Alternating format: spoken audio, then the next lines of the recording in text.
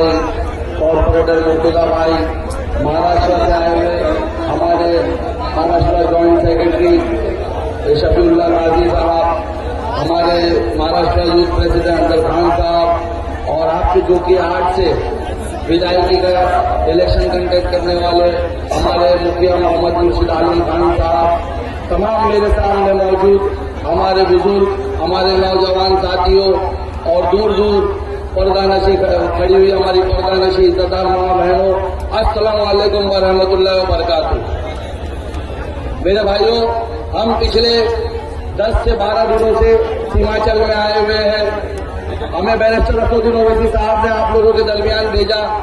हम आज मुखिया मुर्शिद आलम साहब के लिए जब गांव-गांव गए, हमने आपकी पंचायतों का सर्वे किया, हमने वहां पर जाकर के लोगों से मुलाकात की। यकीन मानिए, हमें बहुत यानी दिल से बुरा लगता था यहाँ के हालात देख करके।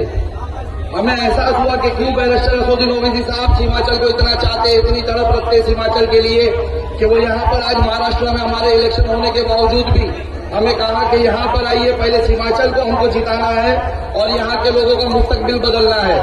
पिछले 65 सालों में यहाँ से सीमांचल से लोगों ने वोट तो लिया है, लेकिन हमारे लोगों की तरक्की नहीं की, और सिर्फ उसकी एक ही मुख्य वजह रही है कि सीमांचल में अल्पसंख्यक आबादी है, हमारी माइनॉरिटीज की आबादी, हमारे मुसलमानों की आबादी है, इसलिए यहाँ से तो वोट लिया जाता है लेकिन इसको पिछड़ा छोड़ दिया गया है। आइए आप लोग गांव-गांव जाकर के बताइए लोगों को कि अब वक्त आ गया है इसे बदल जाने का, अब वक्त आया है सीमांचल को तरक्की कराने का, अब वक्त आया है यहाँ पर आपकी जमात को लाने का। अब हम किसी गैर को वोट नहीं देंगे, कोई गैर पार्टी को वोट नहीं देंगे। अब आपके बीच आपका बेटा, आपका भाई, आपकी जमात से, आपकी पार्टी से आपका सदस्य बैरिस्टर असदुद्दीन ओवैसी आ चुका है। इंशाअल्लाह ताला आपको इस गुलामी से आजादी दिलाने के लिए हम उनका साथ देंगे। मेरे भाइयों, याद रखिए, आज बैरिस्टर असदुद्दीन ओवैसी साहब सीमांचल में पिछले 11 सालों से आपके लिए मुसलसल मेहनत कर रहे हैं, और यकीन जाने आपके लिए मेहनत करना, आपके लिए आवाज उठाना, आपके लिए बात करना बहुत ज्यादा लोगों के पेटों में दर्द कर रहा है, बहुत ज्यादा यहाँ के नेताओं के पेटों में दर्द कर रहा है। ये वो नेता है जब आपके खिलाफ कोई कानून सरकार लाती है, आपके खिलाफ कोई कानून सरकार लाती है, चाहे वो एनआरसी जैसा काला कानून हो, एनपीआर जैसा हो, सीए जैसा हो, वक्फ जैसा काला कानून हो, तो ये सब चुप रहते हैं। अगर आपके ऊपर कहीं हमला कर दिया जाए, कहीं हमारे बुजुर्गों को मारा जाए, मॉब लिंचिंग की जाए दोष के नाम पर या कोई दूसरे नाम पर, तो ये खामोश रहते हैं। सिर्फ इन सरकार की आंख में, उस हुक्मरान, उस मोदी की आंख में आंख डालकर अगर कोई बात करता है तो मुझे फख्र है, वो मेरा और आपका सदर बैरिस्टर असदुद्दीन ओवैसी बात करता है। मुझे बताएं कि आपका फर्ज नहीं, जो आपके लिए लड़ता है, आपके लिए बात करता है, आप उसे वोट देकर के उसकी ताकत को मजबूत करें। जो आपका दर्द रखता है उसको आप ताकत देकर मजबूत करें। अरे सोचे, ऐसा क्या दर्द हुआ कि आज बिहार के अंदर बहुत ज्यादा पार्टियां इलेक्शन लड़ रही है, सबको तकलीफ सिर्फ और सिर्फ बैरिस्टर असदुद्दीन ओवैसी साहब और उनकी पार्टी से है। जरा सोचिए ये क्यों है? क्यों? क्योंकि इस पार्टी एमआईएम की क़यादत करने वाले के सर पे टोपी और चेहरे पे दाढ़ी है, वो 5 वक्त नमाजी है, वो ताजुद गुजार है, और वो इस कौम का मुस्तकबिल बदलना चाहता है। ये तकलीफ हो रही है सबको। सोचिए, कौन बोल रहे बैरिस्टर असदुद्दीन ओवैसी के खिलाफ? हम जवाब देने आए, हम महाराष्ट्र से आए। मैं उस गवैये को बोलूंगा, एक गवैया आया आजकल बिहार में, उसे हेलीकॉप्टर में थोड़ा घुमाया क्या जा रहा है तो वो पंख की तरह फड़फड़ा रहा है हर जगह जाकर के मेरे कायद के बारे में। उसकी फड़फड़ाहट बुझा के छोड़ देंगे इंशाअल्लाह ताला। कह रहा है वो गवैया जो खुद 10, 20, 50 के चिल्लर के लिए शहर पड़ता है लोगों के सामने, थोड़ा नोट ज्यादा फेंक दो तो ज्यादा बोलता है, वो मेरे सदर के बारे में बोलेगा, वो गवैया बोलेगा। वो गवैये को मैं कहना चाहूंगा, याद रख, तुझ जैसा एहसान फरामोश इस कौम ने आज तक नहीं देखा। जिस राज्यसभा में तू है ना, वहां पर इसी पार्टी के एहसानों तले तू पहुंचा है और आज इसके खिलाफ बोल रहे है। जो शोहरत तुझे हिंदुस्तान भर में मिली है ना, वो हमारे सदर अकबरुद्दीन ओवैसी साहब के लिए शेर पढ़ने पे मिली है। ये तो तेरी औकात 10-20 से ज्यादा नहीं है, और होने नहीं है इलेक्शन। फिर राज्यसभा के लिए आएगा ना, जिस तरह पिछली बार महाराष्ट्र में 2 वोट लिए हमसे भीख मांग करके और राज्यसभा मेंबर बना, इस बार तुझे तेरी औकात बताएंगे, वापस वही मंच पर पहुंचाएंगे, 10-20 वोट उड़ाएंगे।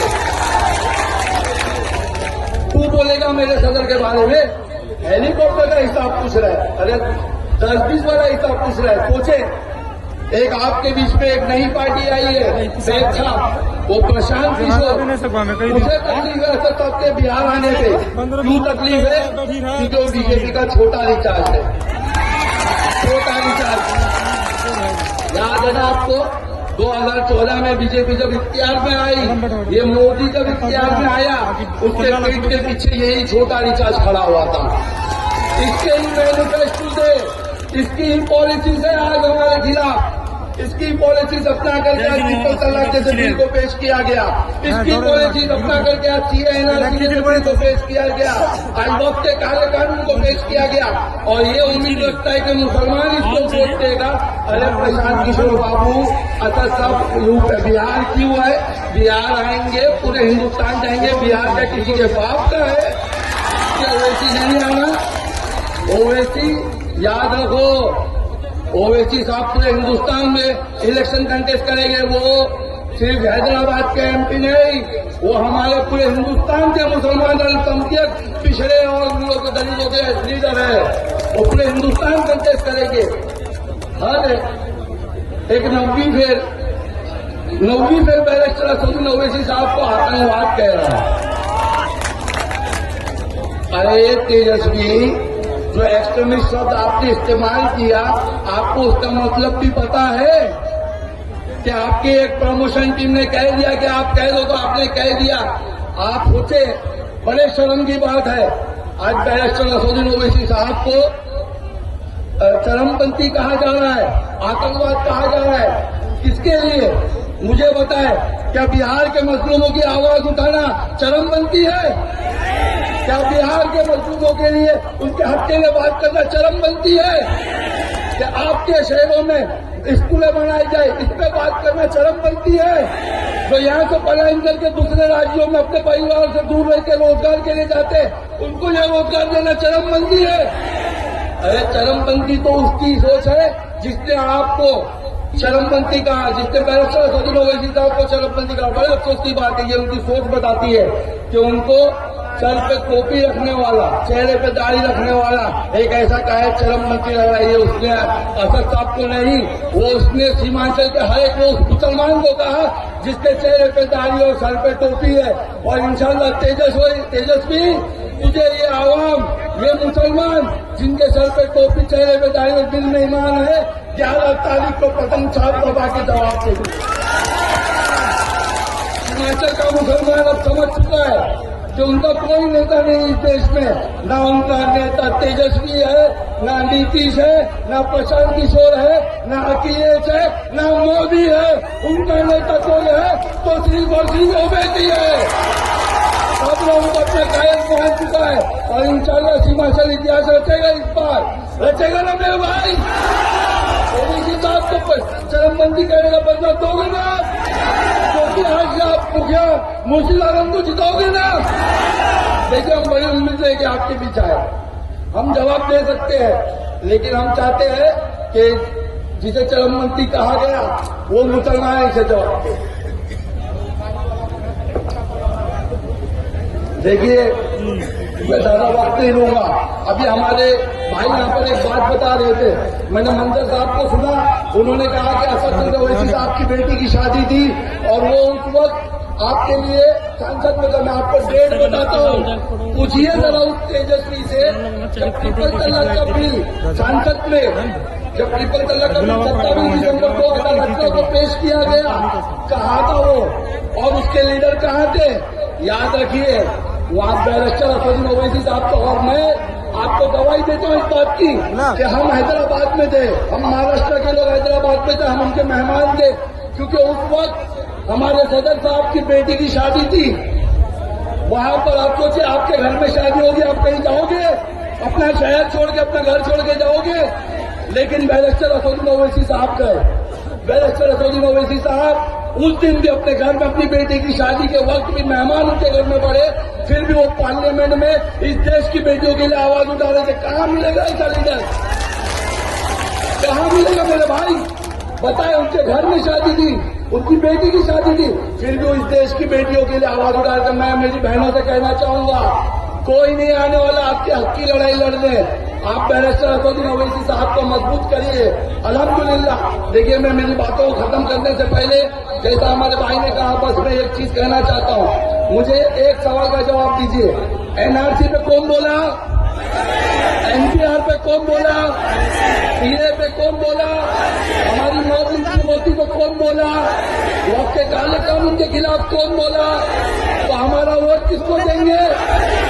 11 तारीख को 6 नंबर का बटन दबाते वक्त, पतंग छाप दबाते वक्त ये याद रखिएगा कि ये वोट मुर्शिद आलम साहब को नहीं, ये वोट अख्तर रहमान साहब और बैरिस्टर असदुद्दीन ओवैसी साहब को है।